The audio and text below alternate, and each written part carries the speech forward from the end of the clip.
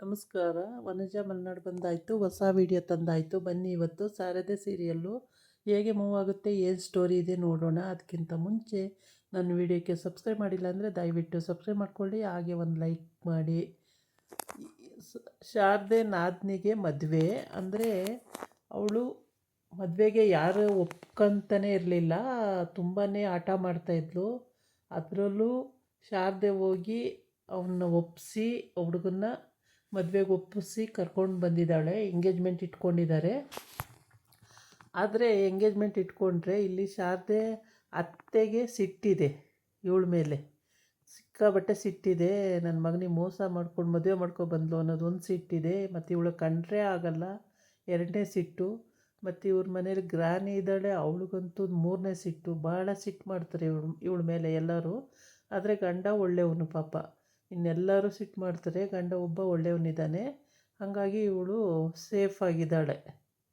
ಇಲ್ಲಾಂದರೆ ತುಂಬಾ ಹಿಂಸೆ ಆಗುತ್ತೆ. ಫಸ್ಟು ಮನೆ ಕೆಲಸಕ್ಕೆ ಅಂತ ಬಂದು ಸೇರಿಕೊಂಡು ಅದಾದಮೇಲೆ ಅವನಿಗೇ ಮದುವೆ ಮಾಡ್ಕೊಳ್ಳಲ್ಲ ಅಂತ ಹಠ ಮಾಡ್ತಾಳೆ. ಅವಾಗೆಲ್ಲ ಒಂದು ಮಗು ಇರುತ್ತೆ ಇವಳಿಗೆ, ಮದುವೆ ಮಾಡ್ಕೊಳ್ಳಲ್ಲ ಅಂತ ಹಠ ಮಾಡ್ತಾಳೆ. ಆದರೂ ಬಿಡಲ್ಲ, ಅವನು ಬಲವಂತ ಮಾಡಿ ಒಪ್ಪಿಸಿ ಮದುವೆ ಮಾಡ್ಕೊಳ್ತಾನೆ. ಮದುವೆ ಮಾಡ್ಕೊಂಡ್ಮೇಲೆ ಈ ಮನೆಯಲ್ಲೇ ಇರ್ತಾಳೆ. ಆಮೇಲೆ ಇಲ್ಲಿಂದ ಓಡ್ಸೋಕ್ಕೆಲ್ಲ ಪ್ರಯತ್ನ ಪಡ್ತಾರೆ, ಸಿಕ್ಕಾಬಟ್ಟೆ ಪ್ರಯತ್ನ ಪಡ್ತಾರೆ ಎಲ್ಲರೂ. ಆದರೆ ಓಡ್ಸೋಕ್ಕಾಗಲ್ಲ. ಮತ್ತು ಇವನನ್ನೇ ಮದುವೆ ಮಾಡ್ಕೋಬೇಕು ಅಂತ ಆಸೆ ಪಡ್ತಾಳೆ, ಅದೂ ಆಗಲ್ಲ ಅವಳಿಗೆ. ಹೀಗೆ ಕೊನೆಗೂ ಒಂದು ಗಂಡು ಹುಡುಕಿ ಮದುವೆ ಮಾಡಬೇಕು ಅಂತ ಬಜಾರಿ ಅಂದರೆ ಬಜಾರಿ, ತುಂಬ ಬಜಾರಿ. ರಾಣಿ ಜೊತೆ ಸೇರಿಕೊಂಡು ಕ್ರಿಮಿನಲ್ ಆ್ಯಕ್ಟಿವಿಟೀಸೇ ಇವಳದು ಜಾಸ್ತಿ ಇರುತ್ತೆ. ಹಾಗಾಗಿ ಯಾವಾಗಲೂ ಕ್ರಿಮಿನಲ್ ಆ್ಯಕ್ಟಿವಿಟೀಸಲ್ಲೇ ಇರ್ತಾಳೆ ಇವಳು. ಅದರಲ್ಲೂ ಶಾರದೆ ಯಾವುದೋ ಒಂದು ಗಂಡನ್ನು ಕರ್ಕೊಂಡು ಬಂದು ಮದುವೆ ಮಾಡಬೇಕು ಅಂತ ತುಂಬ ಅನುಕೂಲವಾಗಿರೋ ಗಂಡನ್ನೇ ಕರ್ಕೊಂಡು ಬಂದಿದ್ದಾಳೆ. ಅದಕ್ಕೂ ಹಾರಾಡ್ತಾಳೆ, ಅವಳು ಯಾರು ನನಗೆ ಮದುವೆ ಮಾಡೋಕ್ಕೆ, ಹಾಗೆ ಹೀಗೆ ಅಂತೇಳ್ಬಿಟ್ಟು. ಕೊನೆಗೆ ಎಲ್ಲರೂ ಒಪ್ಪಿಸ್ತಾರೆ. ಮದುವೆ ಏಜ್ ಆಗಿದೆ, ಮದುವೆ ಮಾಡ್ಕೋಬೇಕು, ಇನ್ನೆಷ್ಟು ವರ್ಷ ಇರೋಕ್ಕಾಗುತ್ತೆ ಅಂತ ಹೇಳ್ಬಿಟ್ಟು ಎಲ್ಲರೂ ಸಮಾಧಾನ ಮಾಡಿ ಮದುವೆ ಮಾಡೋಕ್ಕೆ ರೆಡಿ ಮಾಡ್ಕೊಂಡವ್ರೆ. ಆದರೆ ಮದುವೆ ಮಾಡೋಕ್ಕೆ ರೆಡಿ ಮಾಡ್ಕೊಂಡವ್ರೆ. ಮತ್ತು ಗಂಡಿನ ಮನೆಯವರು ಉಂಗುರ ಮತ್ತು ಹೆಣ್ಣಿನ ಮನೆಯವರು ಉಂಗುರ ತರಬೇಕು. ಆ ಉಂಗುರನ ಇಬ್ಬರು ತಂದಿರ್ತಾರೆ, ತಂದುಬಿಟ್ಟು ಶಾರದನ ಕೈಲಿ ಕೊಟ್ಟಿರ್ತಾರೆ. ಜೋಪಾನವಾಗಿ ಇಟ್ಟಿರು, ಎಂಗೇಜ್ಮೆಂಟ್ ಟೈಮಿಗೆ ತಂದು ಕೊಡು ಅಂತೇಳಿ. ಇದನ್ನು ಅವ್ರ ಮನೆಯಲ್ಲಿ ಇದ್ದಂಥ ಒಂದು ಮನುಷ್ಯ ಅದನ್ನು ನೋಡಿಕೊಂಡು ಎಂಗೇಜ್ಮೆಂಟ್ ನಿಲ್ಲಿಸ್ಬೇಕು. ಇವಂದು ಇಂಟೆನ್ಷನ್ ಏನಪ್ಪ ಅಂದರೆ ಎಂಗೇಜ್ಮೆಂಟ್ ಆಗ್ದಂಗೆ ನಿಲ್ಲಿಸ್ಬೇಕು ಅನ್ನೋದೊಂದು ಇರುತ್ತೆ. ಹಾಗಾಗ್ಬಿಟ್ಟು ಇವನೇನು ಮಾಡ್ತಾನೆ, ಅವ್ರು ಇಟ್ಬಿಟ್ಟು ಗಂಡ ಹೆಂಡ್ತಿ ಇಬ್ಬರು ಅಲ್ಲಿ ಇಟ್ಬಿಟ್ಟು ಈ ಕಡೆ ಬರ್ತಾರೆ. ಬಂದಾಗ ಆ್ಯಕ್ಚುಲಿ ಶಾರದನ ಗಂಡ ನೋಡ್ತಾನೆ ಸ್ವಲ್ಪ ಓರೆಗಣ್ಣಲ್ಲಿ ಈ ಮನುಷ್ಯ ಯಾರಿರ್ಬೋದು ಅಂತ.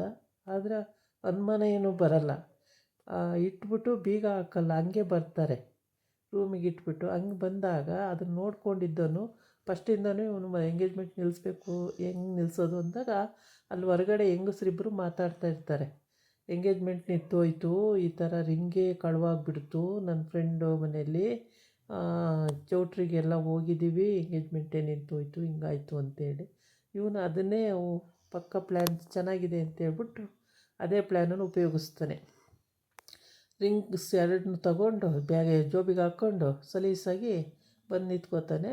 ಅಲ್ಲೇ ಎಂಗೇಜ್ಮೆಂಟ್ ರಿಂಗೇ ಇರಲ್ಲ. ಇವರೆಲ್ಲ ರೆಡಿ ಮಾಡಿಕೊಂಡು ಇನ್ನು ಎಂಗೇಜ್ಮೆಂಟಿಗೆ ಕರಿಬೇಕು. ಫೋಟೋಶೂಟ್ ಎಲ್ಲ ಆಗ್ತಾಯಿರುತ್ತೆ. ಫೋಟೋಶೂಟಲ್ಲೆಲ್ಲ ಅವ್ನು ಬಿಗಿಯಾಗಿ ಹಿಡಿತಾ ಇರ್ತಾನೆ ಹುಡುಗಿನ. ಆವಾಗ ಅವಳಿಗೆ ಸಿಟ್ಟು ಬರ್ತಾ ಇರುತ್ತೆ. ಅವಳು ಬಿಡಿಸ್ಕೊಂಡು ಆ ಕಡೆ ಹೋಗ್ತಾಳೆ, ಇವನು ಎಳೆದು ನಿಲ್ಲಿಸ್ಕೋತಾ ಇರ್ತಾನೆ. ಅದನ್ನು ನೋಡಿಬಿಟ್ಟು ಶಾರದೆ ನೋಡ್ರಿ ಅವ್ನು ಇಷ್ಟು ಹಿಂಸೆ ಕೊಡ್ತಿದ್ದಾನೆ ಅಂತಾಳೆ. ಹೋಗಲಿ ಬಿಡು, ಮದುವೆ ಆಗೋನಲ್ವಾ ನಾನು ಅಂತೇಳ್ಬಿಟ್ಟು ಸಮಾಧಾನ ಮಾಡ್ತಾಳೆ. ಆಮೇಲೆ ಈ ಕಡೆ ಹುಡುಗಿಯ ಅಪ್ಪ ಅಮ್ಮ ಇಬ್ಬರೂ ಮಾತಾಡ್ಕೊಳ್ತಾ ಇರ್ತಾರೆ. ಇನ್ನೊಂದು 10 ನಿಮಿಷ ಇರು, ಎಂಗೇಜ್ಮೆಂಟ್ ಆಗೋಗ್ಬಿಡುತ್ತೆ, ಆದಮೇಲೆ ಇನ್ನೇನಿಲ್ಲ, ಮದುವೆನೇ ಮುಗಿದೋಗುತ್ತೆ ಅಂತ. ಇಲ್ಲಿ ಬಂದು ಗಂಡ ಹೆಂಡ್ತಿ ಇಟ್ಟಿದ್ದು ನಿಜ, ಇಟ್ಬಿಟ್ಟು ಬೀಗ ಹಾಕಲಿಲ್ಲ, ಅದು ಅವ್ರದ್ದು ತಪ್ಪು.